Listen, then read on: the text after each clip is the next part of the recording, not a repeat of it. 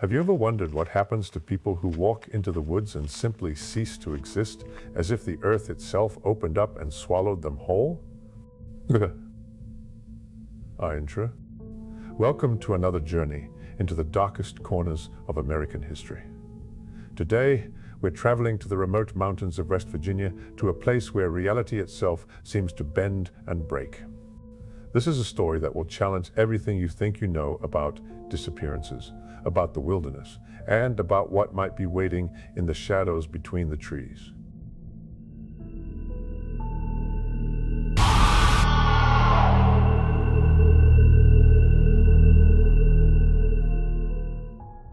Have you ever experienced something in the woods that you couldn't explain?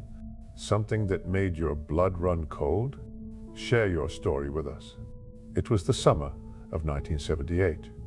America was still reeling from Watergate. Disco dominated the airwaves, and in the isolated hollows of West Virginia, life moved at the same pace it had for generations. The Appalachian Mountains in this region were particularly unforgiving, a maze of steep ridges, deep valleys, and forests so thick that sunlight barely touched the ground, even at midday.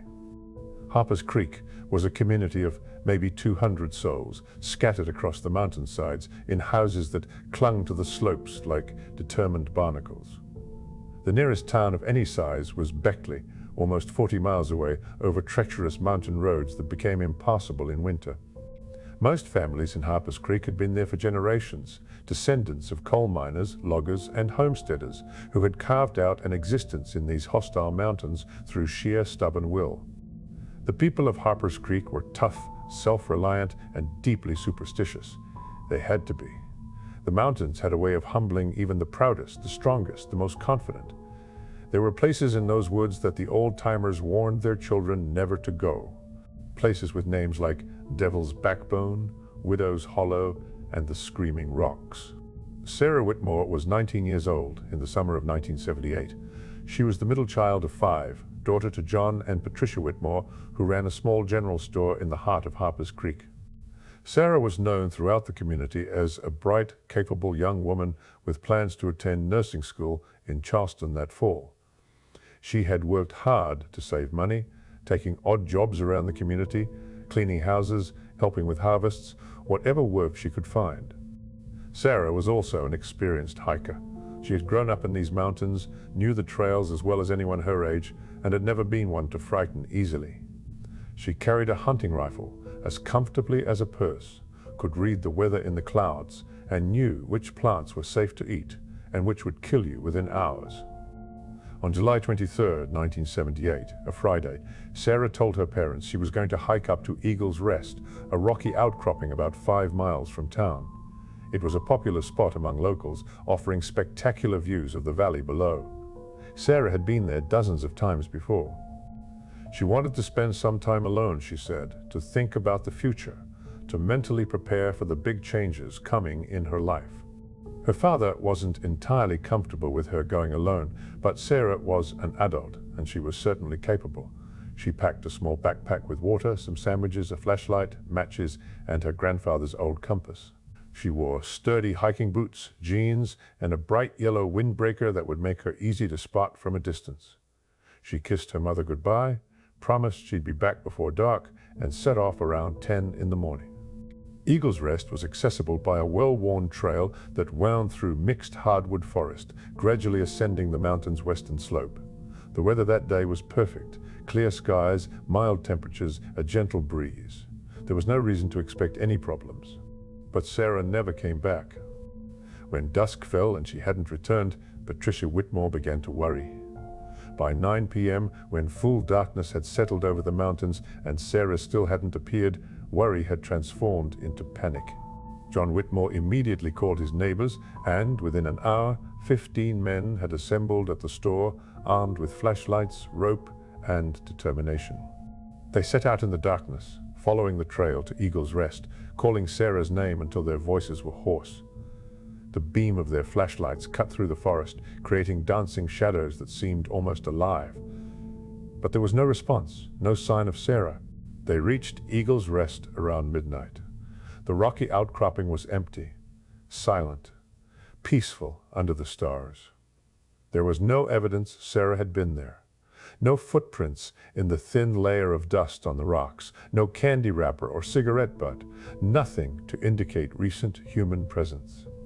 The search continued through the night and expanded at dawn when more volunteers arrived. By Saturday afternoon, nearly 80 people were combing the mountain, covering not just the main trail, but every side path, every ravine, every hidden hollow within a 5-mile radius of the town. The state police were notified. 2 officers arrived on Saturday evening, interviewed Sarah's family, examined her room for any clues about her state of mind, and joined the search efforts. By Sunday, when Sarah had been missing for 2 full days, the police brought in a helicopter and search dogs from Charleston. The dogs picked up Sarah's scent on the main trail, following it for about 3 miles, before suddenly losing it at a spot where the trail crossed a small creek. The handlers were puzzled. The dogs circled, whined, clearly confused. It was as if Sarah's scent simply ended at that creek crossing, as if she had walked into the water and then evaporated. The search went on for a full week. Every available person in Harpers Creek and surrounding communities participated. They searched in grids, methodically covering every square foot of terrain. They found nothing. No torn clothing, no dropped items, no blood, no signs of a struggle. Sarah Whitmore had simply vanished as completely as if she had never existed. The police investigation turned to other possibilities. Had Sarah run away? Was there a boyfriend nobody knew about? Was she pregnant and too ashamed to tell her family?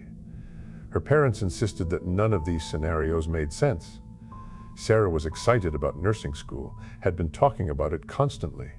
She had no secret boyfriend that they knew of. Had she been abducted? But by whom and how? The trail was isolated, yes, but it was broad daylight on a Friday morning. For someone to have taken her by force would have required planning, opportunity, and extraordinary luck. And there were no tire tracks on the mountain roads, no reports of strangers in the area, nothing to suggest an abduction. 3 weeks after her disappearance, the official search was called off. The police classified Sarah Whitmore as a missing person, but they had no leads, no theories, nothing to pursue. The case remained open but effectively dormant. Sarah's family was devastated. Her mother aged 10 years in those 3 weeks, her face becoming gaunt, her hair suddenly shot through with gray.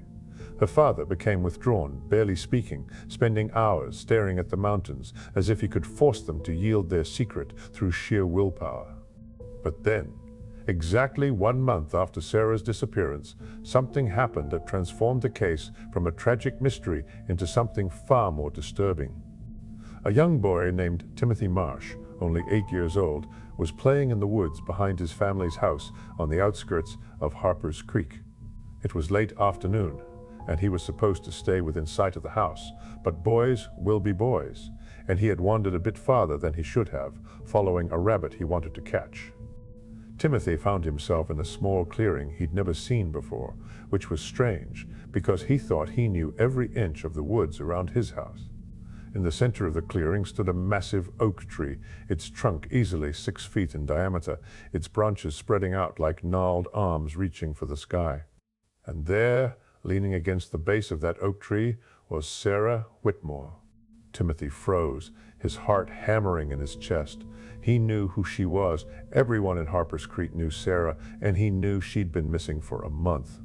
But there she was, sitting with her back against the tree trunk, her legs extended in front of her, her hands folded in her lap. She was wearing the same clothes she'd disappeared in, the yellow windbreaker, the jeans, the hiking boots. But something was terribly wrong. Her skin had an odd, waxy quality, too pale, almost translucent. Her eyes were open, staring straight ahead, but they didn't blink, didn't move, didn't seem to see anything wrong.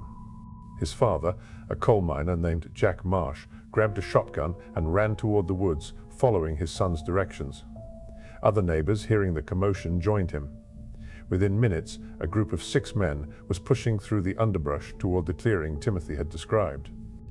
They found it easily enough, following the path the boy had crashed through in his panic. And yes, there was the massive oak tree. And yes, There was Sarah Whitmore, sitting exactly as Timothy had described. Jack Marsh approached slowly, his shotgun ready. "Sarah," he called softly. "Sarah, can you hear me?" No response. She sat perfectly motionless, her eyes open and staring at nothing. Jack knelt down beside her and reached out to touch her shoulder. The moment his fingers made contact, he jerked his hand back as if he'd touched something hot. Her skin was ice cold, far colder than it should be, even if she were dead. And there was something else, a strange tingling sensation, like a mild electric shock. One of the other men, a volunteer firefighter with some medical training, checked for a pulse. There was none. He held a small mirror under her nose, checking for breath. Nothing. By all measurable signs, Sarah Whitmore was dead and had been for some time. But dead bodies don't sit up. They don't maintain perfect posture. They certainly don't position themselves neatly against tree trunks with their hands folded in their laps. The police were called, and within 2 hours the clearing was a crime scene, cordoned off with yellow tape, swarming with state police investigators, the county coroner, and curious onlookers who had to be kept at a distance. The coroner, an elderly man named Dr. Howard Chen, performed his preliminary examination right there in the clearing. What he found defied his 40 years of medical experience. Sarah showed no signs of decomposition, none whatsoever, despite having been missing for a month in the warm summer weather. Her skin, while unnaturally pale and cold, was intact, not bloated or discolored as it should be. There were no insects, no signs of animal predation, nothing to suggest that her body had been exposed to the elements. There were no wounds, no marks, no signs of violence or assault. Her clothes were clean and intact, showing no tears, no stains, no indication that she had been hiking through rough terrain or had met with any kind of accident. Dr. Chen checked her eyes. The pupils were fixed and dilated, but the eyes themselves showed none of the cloudiness that normally occurs after death. It was as if she had died and been immediately frozen, preserving her in an impossible state. The most disturbing finding was her hands. When Dr. Chen carefully examined them, he found that her fingers were locked in that folded position, rigid with a force that wasn't rigor mortis. Rigor mortis comes and goes, and after a month, her body should have been completely limp. But her hands were locked as if they'd been deliberately positioned and then somehow frozen in place by something other than natural biological processes. The body was carefully transported to the state medical examiner's office in Charleston for a full autopsy. Dr. Chen insisted on personally accompanying it, unwilling to let this extraordinary case out of his sight. The autopsy took place over 2 days and involved multiple specialists. What they discovered would be documented in medical journals for years to come as one of the most inexplicable cases in forensic history. Sarah Whitmore had died of cardiac arrest. Her heart had simply stopped beating, but there was no pathological reason for this. Her heart was healthy, her arteries clear, no signs of disease, congenital defects, or damage. Young, healthy 19-year-old women don't just drop dead from cardiac arrest without cause. More disturbing were the findings in her brain. An MRI scan showed unusual patterns like ghostly impressions of massive electrical activity. The neurologist said it looked like Sarah's brain had experienced something that shouldn't be biologically possible, every neuron firing simultaneously in a pattern he'd never seen before. Toxicology tests came back negative for every drug, poison, and chemical compound in the database. Whatever had killed Sarah, it wasn't chemical. Dr. Chen wrote in his official report that the circumstances surrounding her death, the condition of her body upon discovery, and the neurological findings were inconsistent with any known medical condition. This case, he concluded, required further investigation beyond the scope of medical examination. Back in Harpers Creek, the discovery of Sarah's body had not brought closure. Instead, it had opened a door to deeper, darker questions. How had she ended up in that clearing, less than half a mile from Timothy Marsh's house, when hundreds of people had searched that exact area repeatedly? Where had she been for an entire month, and who or what had positioned her body against that oak tree? Detective Raymond Cole, a 25-year veteran with the West Virginia State Police, took personal charge of the case. Cole began by re-interviewing everyone involved in the original search. Multiple volunteers confirmed that they had passed through that area, some several times. The clearing, with its distinctive massive oak, was impossible to miss. Sarah's body had not been there during the search week. Cole brought in a forensic team to process every inch of the clearing. The results were strange. There were Sarah's footprints, fresh and clear in the soft earth around the oak tree, as if she had walked there recently. But there were no other footprints, no indication that anyone else had been in the clearing. More puzzling was the pattern of Sarah's footprints. They didn't come from any direction. They simply appeared in a circle around the oak tree, as if she had materialized there and walked in circles before sitting down. The oak tree itself was examined. A botanist estimated it was at least 300 years old, one of the oldest living things in the region. She did notice one odd thing. The ground around the oak was bare earth, no grass, no undergrowth, just a perfect circle of exposed soil about 15 feet in diameter. She took soil samples but found nothing unusual. Cole began researching the history of Harpers Creek, looking for previous disappearances. What he found was disturbing. In the county archives, he discovered at least 8 unexplained disappearances in the area over the past 60 years. But 3 cases stood out. In 1952, a teenage boy named David Keller had disappeared while hiking. He was found 3 weeks later, sitting against a tree in a clearing, dead from cardiac arrest with no explainable cause. In 1961, a woman named Eliza Pruitt vanished while collecting herbs. She was discovered 2 weeks later, seated against a tree, dead with no apparent cause. And in 1969, a man named Thomas Hardesty went missing during a fishing trip. His body was found 10 days later in the same scenario. The pattern was unmistakable. Same circumstances, same positioning of bodies, same inexplicable cause of death. Cole interviewed the oldest residents of Harpers Creek. An 87-year-old woman named Mabel Thornton told him about legends that predated white settlers. The Cherokee who had lived in these mountains had stories about standing places, locations where the barrier between the world of the living and the world of spirits was thin. The oak trees in these places were sacred, powerful, and dangerous. According to Mabel, her great-grandmother, who had been half Cherokee, warned the family about certain trees in the mountains. But she was adamant that if you felt drawn to one of these trees, you should leave immediately and not look back. Cole decided he needed to see the oak tree alone. On a gray September morning, he walked into the woods and found the clearing.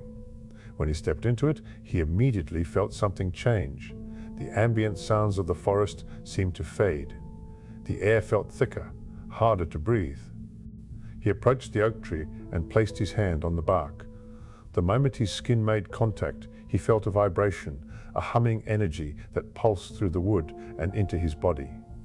It wasn't entirely unpleasant. In fact, it was almost seductive, like a song at the edge of hearing, promising something wonderful, just beyond understanding. Cole snatched his hand back, his breath coming quickly. He understood now. This tree had a pull to it, an attraction that bypassed conscious decision and spoke to something deeper in the human psyche. That night, he had disturbing dreams. He was in the clearing, and the oak tree glowed with greenish light. Figures emerged from the trunk, translucent and shifting, almost human, but not quite.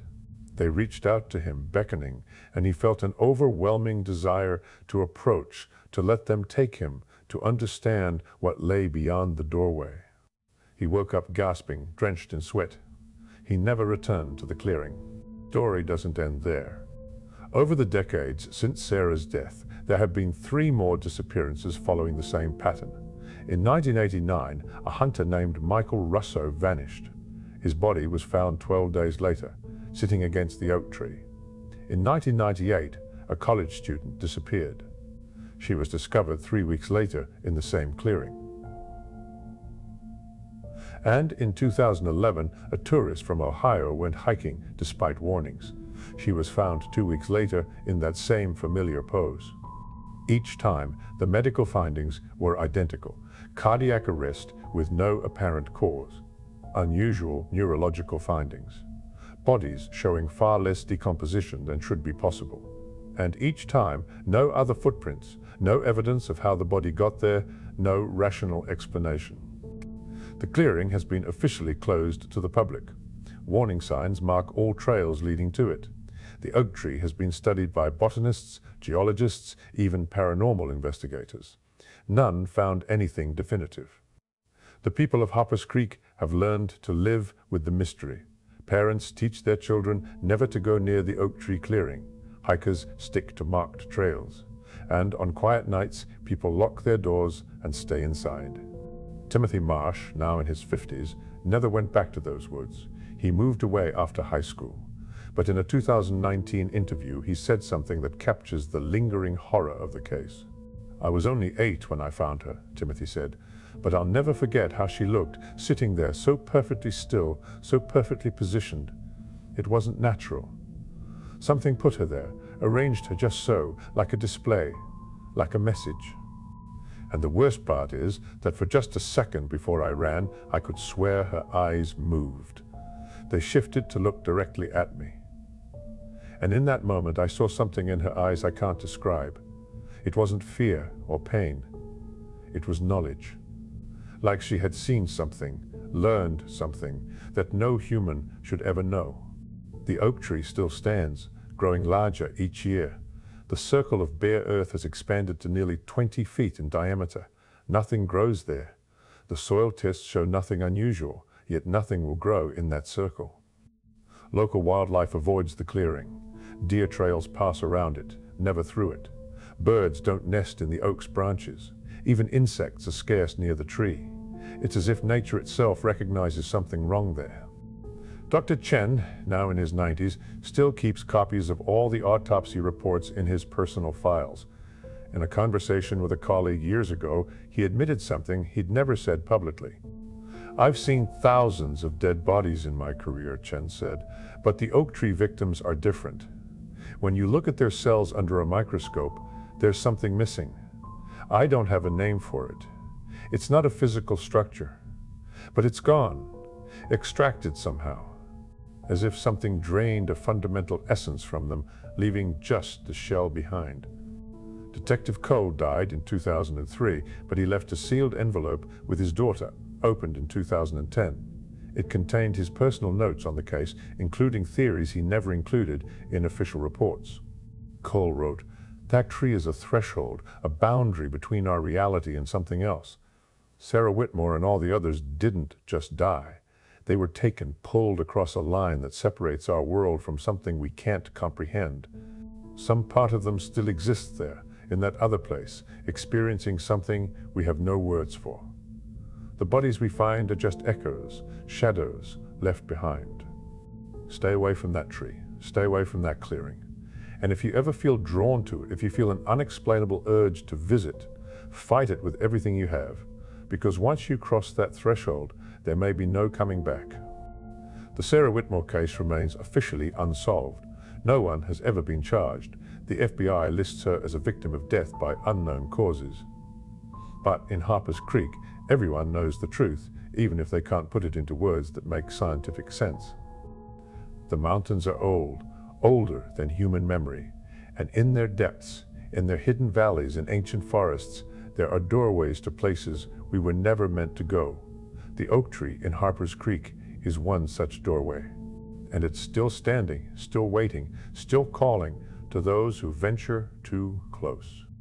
If this story has disturbed you, if it's made you question what might be lurking in the dark forests of our world, then you understand why we do what we do.